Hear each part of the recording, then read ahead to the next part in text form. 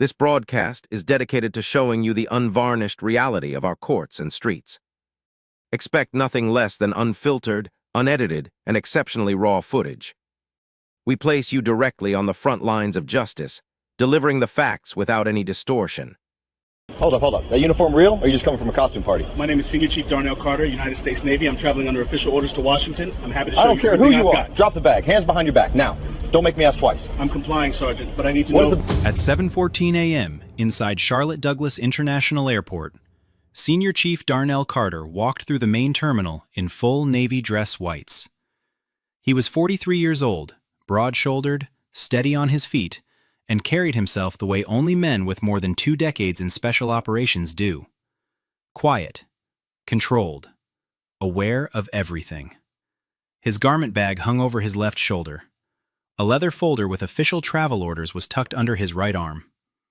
He was heading to Washington, D.C., where in less than 24 hours he would stand before a room of flag officers and receive the Navy Distinguished Service Medal, one of the highest non-combat honors the service could give.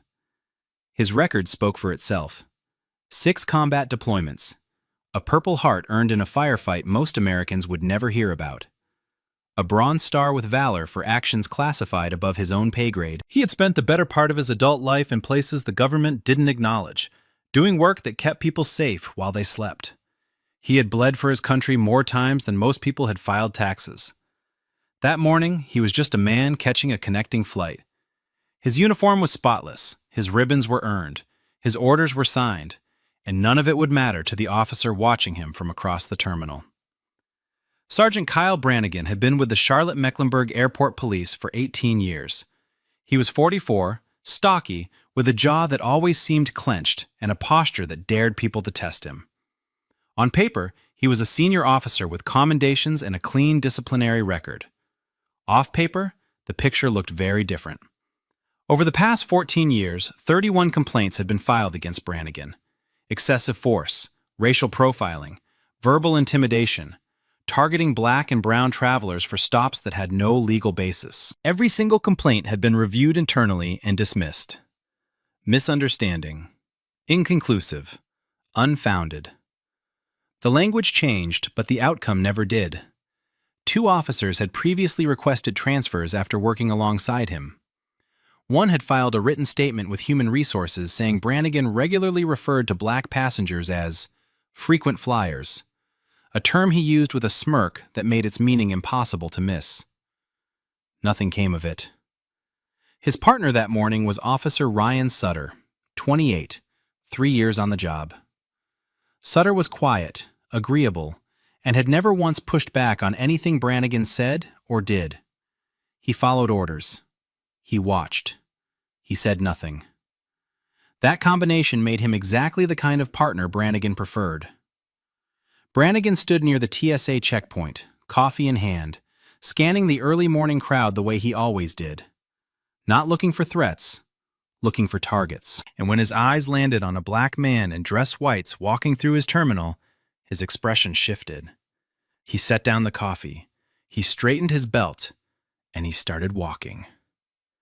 In the 10 minutes before Brannigan moved, at least a dozen travelers had passed through his line of sight. 3 were in military uniform. 2 were white Marines in service Charlies. 1 was a white Army captain in dress greens. Brannigan didn't glance at any of them, didn't shift his weight, didn't reach for his radio. But when Darnell Carter walked past the coffee kiosk in dress whites, ribbons catching the overhead light, Brannigan stepped directly into his path. "Hold up! Where'd you get that uniform?" Carter stopped. His expression stayed neutral. The question registered, but his training held. He kept his hands visible, one on the garment bag strap, the other at his side. "I'm Senior Chief Darnell Carter, United States Navy. I'm on official travel." Brannigan's eyes moved slowly over the ribbons, the rank insignia, the creased white fabric. His lip curled slightly. "Yeah? You got ID for that?" Carter nodded. "Inside pocket. I'll get it for you. Keep your hands where I can see them." Carter didn't move. Brannigan leaned in closer than necessary. "A lot of guys like you buy this stuff online. Ribbons, patches, all of it. You'd be surprised how many people walk through here playing pretend. Carter's jaw tightened, but his voice stayed level. I have my military ID and sealed travel orders. You're welcome to verify both. Brannigan didn't reach for them, didn't acknowledge the offer. Sutter moved to Carter's right side, blocking the path forward. The two officers now had him boxed in. Travelers slowed. A woman with a rolling bag glanced over. A gate agent at the nearest counter looked up. Carter stood still between them, hands open, posture straight, watching Brannigan's eyes and recognizing something he had seen before in men who had already decided what they were going to do before the conversation started. Brannigan's voice dropped. Put the bag down. Turn around. Carter lowered the garment bag to the floor and turned slowly, placing his hands behind his back, palms open. What am I being detained for? Shut your mouth. Carter kept his tone measured. I'm complying with your instructions. I have a right to know why I'm being stopped. Brannigan grabbed Carter's left wrist and wrenched it upward at an angle that forced his shoulder to rotate unnaturally. Carter's breath caught, but he didn't pull away. I am not resisting, he said clearly, loud enough for anyone within 20 feet to hear. Brannigan yanked harder. Stop resisting. Carter's body pitched forward from the force. Before he could correct his balance, Brannigan drove him face first into the terminal floor. The sound was immediate and sickening, a hard crack of bone and flesh against polished tile that echoed across the concourse. Sutter dropped a knee onto Carter's upper back without hesitation. Carter's metals ground against the floor. His lips split on impact. A line of blood ran onto the white fabric of his uniform and pooled against the tile. He didn't move, didn't struggle, didn't raise his voice. I am Senior Chief Darnell Carter, he said through clenched teeth, one cheek pressed flat to the ground. I am not resisting. Around them, the terminal erupted. A woman screamed. A child near the gate started crying. A businessman dropped his briefcase and pulled out his phone. Within seconds, at least 6 cameras were recording from different angles. And on Brannigan's chest, the red light of his Bodycam blinked steadily, capturing everything he had just done to a man who had done nothing at all. A man in a faded Marine Corps cap pushed through the gathering crowd. He was in his late 60s, tall, with the kind of posture that never fully leaves a person who served. He took one look at Carter on the floor, the dress whites, the ribbons, the blood, and his voice cut through the noise like a command. That man is a senior chief. You can see his rank from here. What the hell are you doing? Brannigan didn't look up. Sir, step back or you'll be next. The Marine held his ground. I'm a retired colonel, United States Marine Corps. That man is in uniform with rank and ribbons you clearly don't understand. You're assaulting a service member. Brannigan finally looked at him. I don't care if he's the Secretary of Defense. Back up. Now. Sutter glanced at the colonel, then at the growing crowd, then at the phones. His knee stayed on Carter's back, but his face had changed. Something behind his eyes was catching up to what his body was still doing. A flight attendant near the gate picked up an internal phone and called airport operations. Her voice was tight. There's an officer on the floor of Concourse C with a man in a Navy uniform pinned down. There's blood. People are recording. You need to send someone now. A teenage girl sitting cross-legged at a charging station had her phone angled low, capturing everything.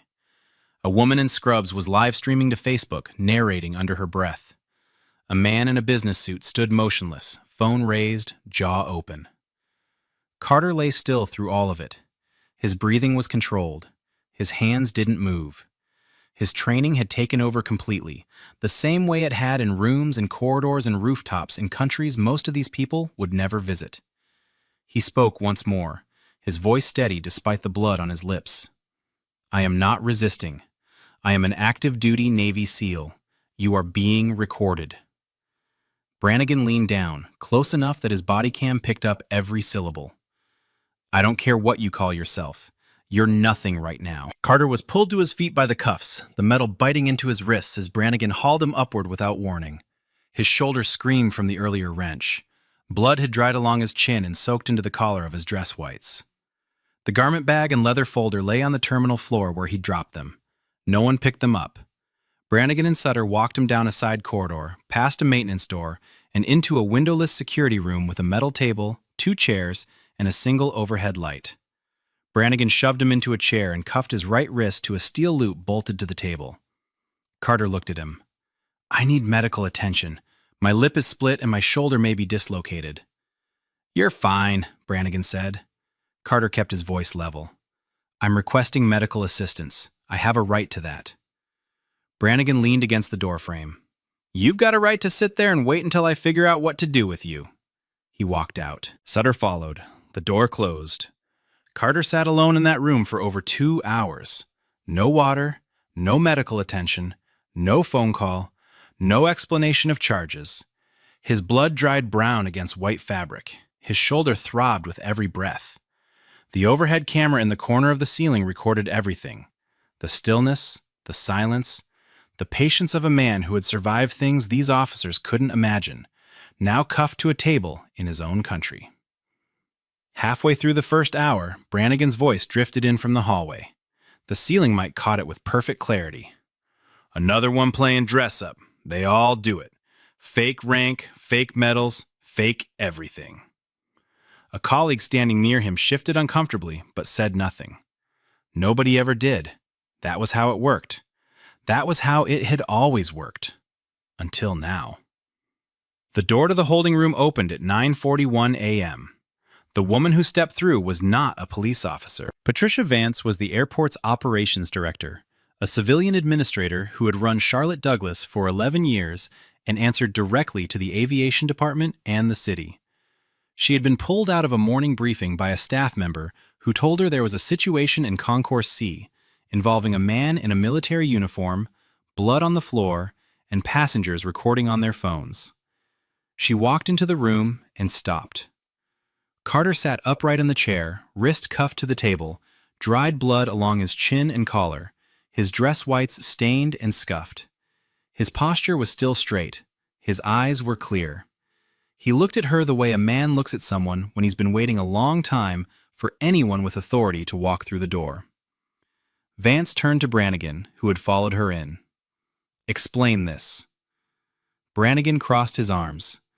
Suspicious individual in a military uniform. Possible stolen valor. He refused to comply with a lawful stop. Vance looked back at Carter. "Is that accurate?" "No, ma'am," Carter said. "I identified myself. I offered my military ID and travel orders. I complied with every instruction. I was never shown a reason for the stop. I asked for medical attention and was denied. I've been cuffed to this table for over 2 hours. Vance held out her hand toward Brannigan. "Give me his identification." Brannigan hesitated. "Now, Sergeant."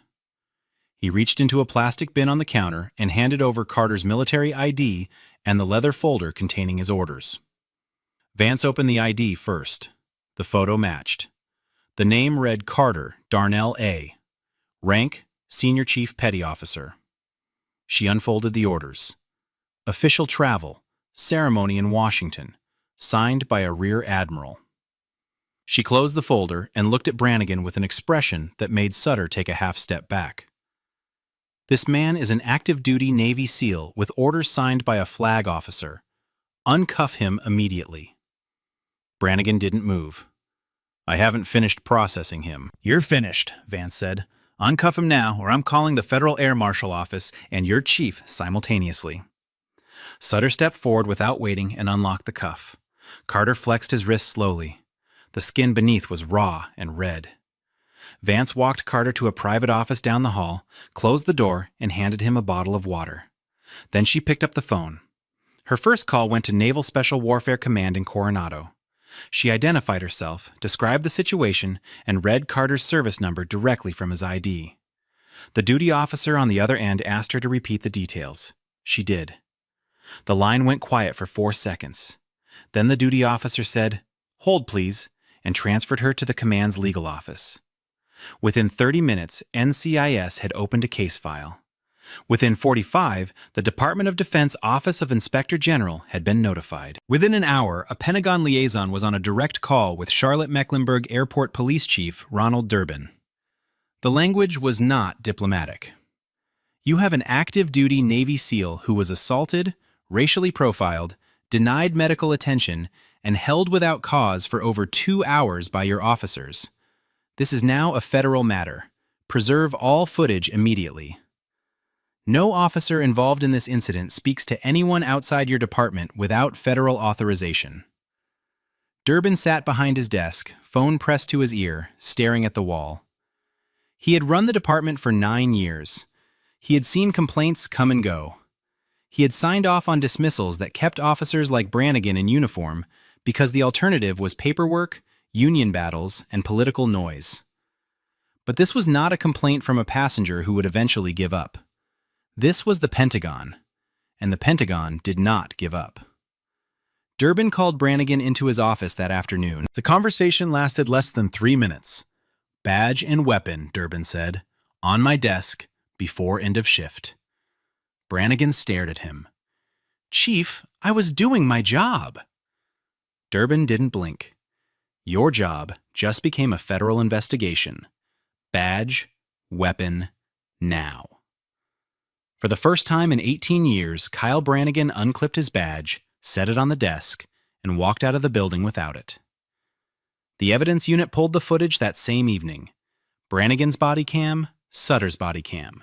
6 terminal security cameras covering Concourse C from different angles. The holding room ceiling camera with audio. Every file was uploaded, time-stamped, and flagged. Internal Affairs received the first batch before midnight. A federal liaison received a secure copy by morning. The body cam footage from Brannigan was the worst of it. Not because the angle was dramatic, but because it was steady, clinical. It showed exactly what he saw when he approached Carter. A black man in dress whites walking through a terminal.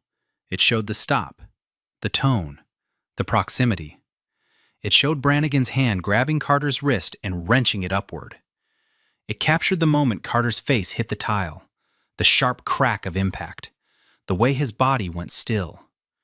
It recorded the blood appearing on white fabric. It recorded Brannigan's voice saying, "I don't care what you call yourself. You're nothing right now." Sutter's footage confirmed everything from a second angle. His camera showed Carter's hands open behind his back before the takedown. It showed Carter's mouth moving, repeating the words, "I am not resisting." It showed Sutter dropping his knee onto Carter's back without hesitation, without command, as if it were reflex. The terminal cameras were wider. They captured the crowd, the phones, the retired Marine colonel stepping forward, the flight attendant picking up the internal phone. They showed the 2 white Marines in service Charlies who had passed Brannigan minutes earlier without a glance. They showed the white Army captain who walked the same corridor untouched. And then they showed Carter, the only black service member in the frame, face down on the floor with 2 officers on top of him. But the holding room footage was what made the investigators go quiet. 2 hours and 14 minutes. Carter sitting still, wrist cuffed to the table, blood drying on his face. No one entering the room, no water, no medic, no phone. Just silence and a blinking camera in the corner, recording a man the system had decided didn't matter. An internal affairs investigator paused the playback and looked around the room. This isn't misconduct. This is assault and unlawful imprisonment. And it's on camera from 7 angles. Another investigator leaned back in his chair. Given who he is and who's already involved, this goes federal by morning. It already had. 2 days after the incident, a secure briefing was held inside the Pentagon.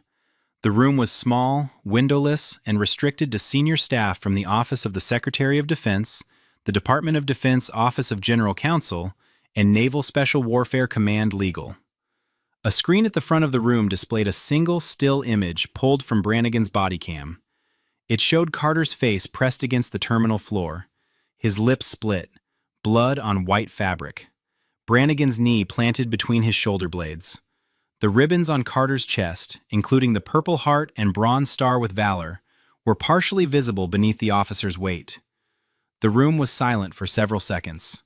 A senior defense official spoke first. "Who is this man's commanding officer?" A staffer answered. "Captain Edward Knoll, Naval Special Warfare Group 4. He's been briefed.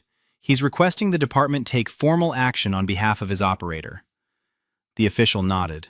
"And the officers?" Two, sir. Sergeant Kyle Brannigan, 18 years on the job, 31 prior complaints, all dismissed. His partner, Officer Ryan Sutter, 3 years, no independent action taken during the incident. The official stared at the image. This man has served on operations that will never carry his name. He has bled in places this country will never acknowledge. And 2 men with badges treated him like he was less than human in a public airport because of the color of his skin. This will be answered. Later that day, the Department of Defense released a formal public statement. It read in part, "The Department of Defense considers the treatment of Senior Chief Darnell Carter to be a grave violation of his civil rights and an affront to every man and woman who wears the uniform of the United States Armed Forces. We are cooperating fully with federal investigators and expect complete accountability at every level." Behind closed doors, the language carried more weight. A JAG officer stood before a room of Pentagon lawyers and said, "If this had happened overseas to a foreign national in our custody, we'd call it a violation of the Geneva Conventions. It happened here, to one of ours, in an American airport, while he was wearing the uniform he earned. There is no version of this where anyone walks away clean." Federal investigators arrived in Charlotte 3 days after the Pentagon briefing. NCIS agents and a Department of Justice civil rights team set up in a conference room at the airport police headquarters and began pulling everything. Every complaint ever filed against Brannigan, every incident report he had written, every Bodycam file attached to his name, every internal affairs review that had cleared him, every email between supervisors that mentioned his conduct. What they found was not a single bad day. It was a system. 31 complaints over 14 years. Every one of them involved a black or brown traveler. The pattern was identical each time. A stop with no legal basis, aggressive language, physical intimidation, and a report filed afterward that described the encounter in terms designed to justify what had already happened. Resisted verbal commands, displayed hostile body language, matched a description. The same phrases recycled again and again, always accepted, never questioned. Bodycam footage from 14 prior incidents was still on file. Investigators reviewed each one. In 6 of them, Brannigan could be heard using language that federal prosecutors would later classify as racially motivated. In one, he told a black business traveler in a suit, "You people always have a story." In another, he grabbed a young black airman by the collar and shoved him against a wall for walking too slowly through a security corridor. The airman had filed a complaint. It was dismissed in 11 days. Internal emails made the picture worse. Chief Durbin had been personally copied on at least 9 complaints over the past 6 years. In each case, he had signed off on the dismissal without requesting additional review. A lieutenant named Grace Halpern had written a formal memo 2 years earlier warning that Brannigan was a liability waiting to explode and recommending he be reassigned to a non-public-facing role. The memo was acknowledged by Durbin's office. No action was taken. 3 former officers gave voluntary statements to federal investigators. One said, "Everyone on that force knew what Brannigan was. We watched it happen. We filed what we could. Nothing ever changed." Another said, "If you were black and you walked through his terminal, it was only a matter of time." A third, a woman who had transferred out after 7 months, said simply, "I left because I couldn't stand next to him and call myself a good cop." The termination letters were issued within 6 weeks of the incident. Sergeant Kyle Brannigan was fired for gross misconduct, excessive force, racial discrimination, unlawful detention, denial of medical assistance to a detained individual, and falsifying his official report of the encounter with Senior Chief Carter. His law enforcement certification was permanently revoked by the State Certification Board following an emergency review. He was barred from holding any policing role in the state of North Carolina. Officer Ryan Sutter was terminated for failure to intervene during an unlawful use of force, failure to render aid to an injured detainee, and complicity in unlawful detention. His certification was suspended indefinitely. His career in law enforcement was over before he turned 29. Chief Ronald Durbin did not wait for the federal investigation to finish. He resigned 4 days after investigators presented evidence that he had personally suppressed at least 9 complaints against Brannigan over a 6-year period. His resignation letter cited personal reasons. No one believed it. Lieutenant Grace Halpern, the officer who had written the ignored memo warning about Brannigan 2 years earlier, was quietly promoted to captain. 2 supervisors who had signed off on complaint dismissals were demoted and reassigned to administrative roles with no public-facing duties. A 3rd retired before the disciplinary process reached him. The Charlotte-Mecklenburg Airport Police Department entered into a federal consent decree, the most severe form of federal oversight available. Under its terms, an independent monitor would oversee all use of force incidents, complaint investigations, hiring practices, and bias training for a minimum of 5 years.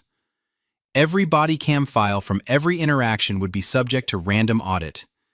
Every complaint would be reviewed by an external board before it could be closed. The department that had spent 14 years burying Kyle Brannigan's record was now required to answer for every file it had ever sealed. And the man who had worn the badge the longest without consequence was now the reason none of them could operate without federal supervision. The Department of Justice Civil Rights Division filed federal criminal charges 8 weeks after the incident. Brannigan was charged with assault under color of law, deprivation of civil rights, unlawful imprisonment, and filing a false report. Sutter was charged with conspiracy to deprive civil rights and failure to intervene. Both were arrested at their homes on a Tuesday morning. Brannigan said nothing as he was cuffed. Sutter cried. The trial lasted 2 weeks. On the first day, prosecutors played Brannigan's Bodycam footage from start to finish.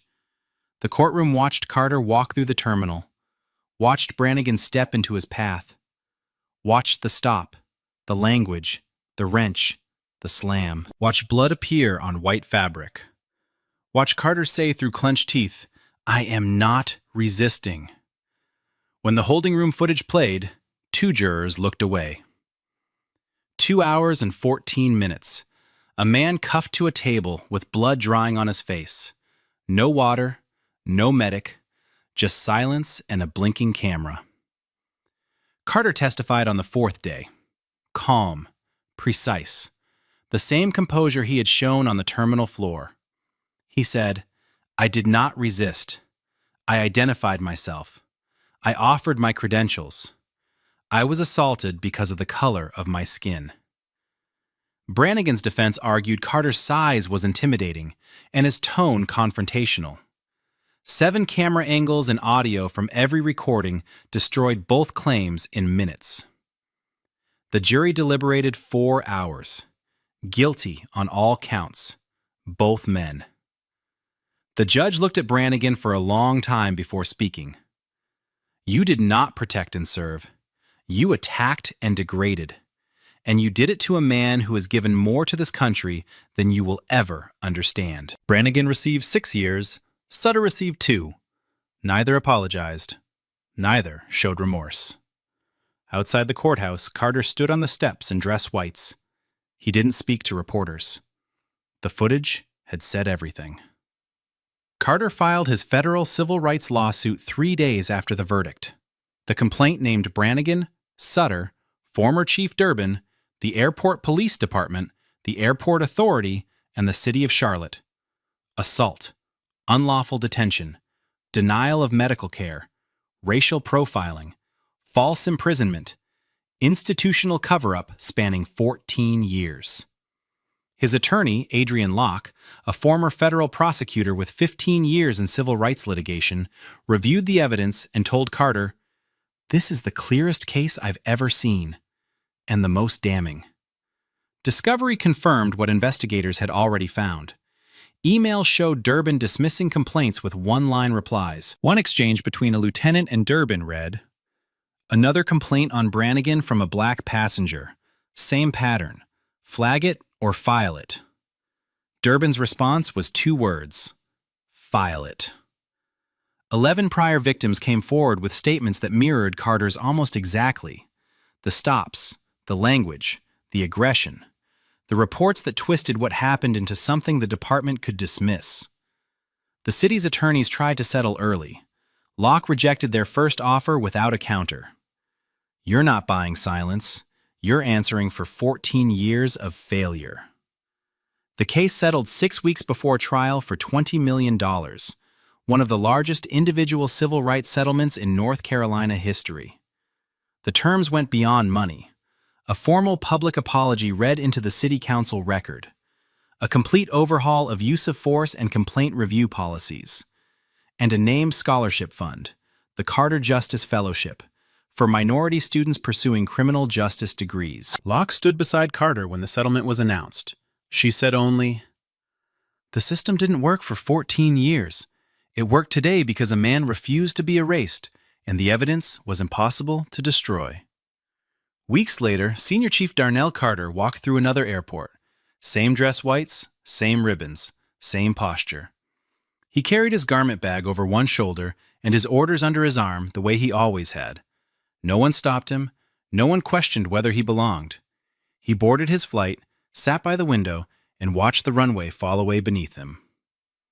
Back in Charlotte, the department that had protected Kyle Brannigan for 18 years was learning how to operate under federal supervision.